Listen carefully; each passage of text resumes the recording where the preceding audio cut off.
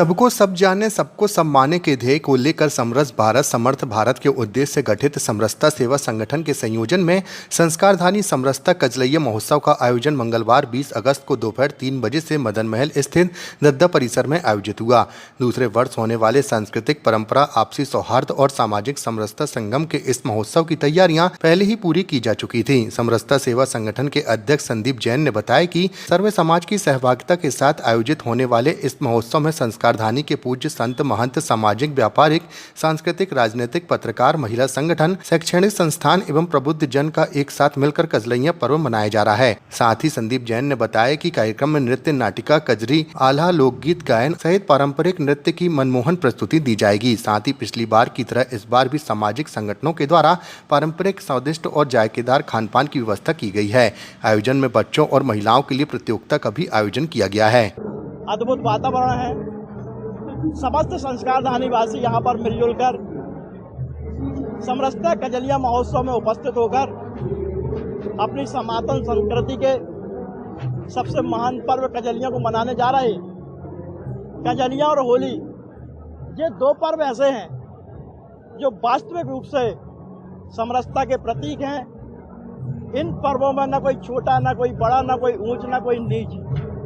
यहाँ पर सब एक हैं और सब अपने गले शिकवे भूलों को भूलकर और एक साथ गले मिलते हैं।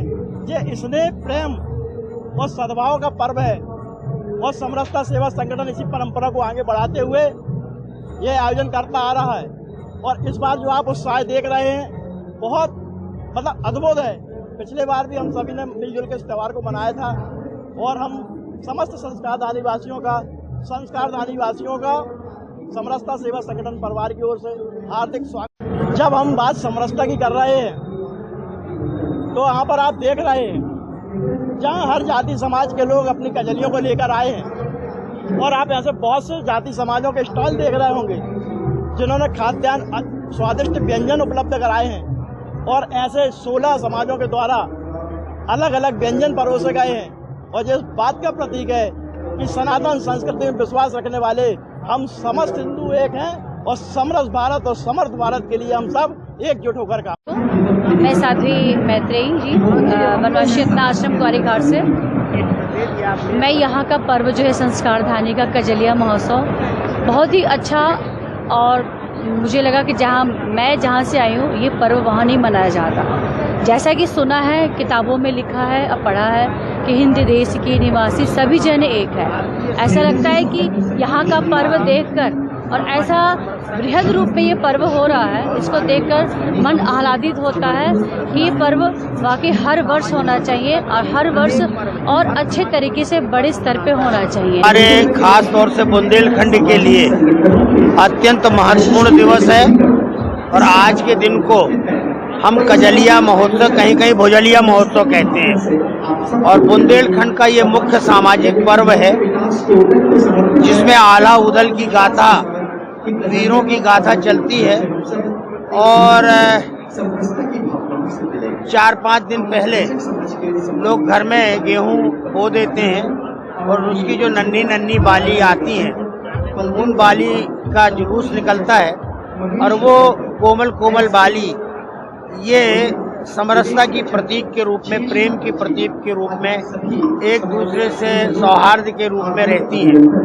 तो घाट पे जाकर के इसका विसर्जन होता है और वो बालियां हाथ में ले करके और हम लोग घरों में जाते हैं और सौजन्य भेंट करते हैं। आज का दिन पारिवारिक दृष्टि से या सामाजिक दृष्टि से किन्हीं कारणों से कटुता भी आ जाती है दो व्यक्तियों के बीच में, दो परिवार के बीच में, तो उस कटुता को भुलाने का दिन है। और कुल मिला के मैं आज के पर्व को भारतीय संस्कृति का अत्यंत महत्वपूर्ण सामाजिक समरसता का संदेश देने वाला पर्व है। आज के दिन हम पर आके में बहुत अच्छा लग रहा है। समरसता महोत्सव आज यहाँ पर ऑर्गेनाइज हुआ है। समरसता मतलब सब समान है और हमारे पर्व, हमारे जो त्योहार होते हैं एक जरिया है जिसके जरिए हम अपने त्योहारों को और महत्व देते हैं और लोगों को और प्रोत्साहन मिलता है कि हम अच्छे से त्योहार मनाएं अपना।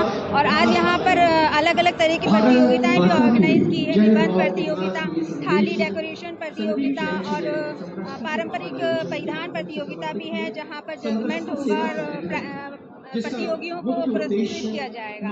संदीप भैया जी ने बहुत अच्छी पहल की है, उनके लिए हम उनको शुभकामनाएं देते हैं। नीलम सिंह।